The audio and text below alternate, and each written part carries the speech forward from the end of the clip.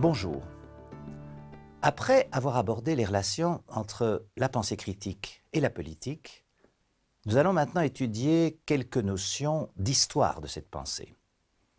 Pour des raisons qui sont pédagogiques, j'ai d'abord voulu vous mettre dans le bain, c'est-à-dire vous familiariser avec la pensée critique à l'époque contemporaine, c'est-à-dire dans votre contexte à vous.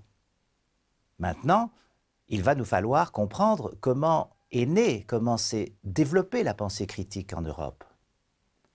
Pour ce faire, nous commencerons par les premiers philosophes.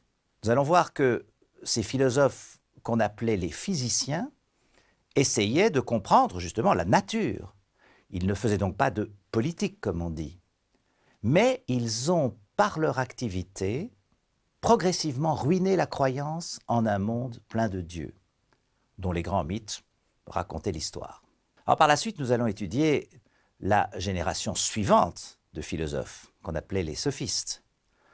Ceux-ci, par l'enseignement de la rhétorique, c'est-à-dire l'art de parler et de raisonner correctement, ont une influence tant positive que négative sur la pensée critique. Nous verrons cela. Nous allons également voir comment l'opposition de Socrate aux sophistes, qui instrumentalisait la rhétorique au service des intérêts d'une minorité d'individus puissants, comment cela s'est terminé tragiquement par une condamnation à mort que nous connaissons tous. Puis, nous examinerons la position de Platon, l'élève de Socrate, qui était horrifié par ce crime contre un juste, et qui s'est décisivement distancié de la démocratie en élaborant une théorie de la monarchie philosophique. Pour Platon, seuls les philosophes qui sont capables de raisonner correctement devraient diriger la cité, et non pas la masse du peuple, parce qu'elle est ignorante et manipulable. À sa suite, Aristote va adopter une attitude plus modérée. Il va tenter de défendre l'idée d'une démocratie justement modérée, distante à la fois de la démocratie des démagogues et d'autre part du pouvoir dictatorial des philosophes. Dans ce contexte, nous ne pourrons pas aborder, même superficiellement, les philosophes ultérieurs. Il ne s'agit pas, en effet, dans ce cours, vous le savez, vous l'avez compris, de présenter une histoire de la philosophie, mais de développer certains éléments essentiels à la compréhension des enjeux de la pensée critique.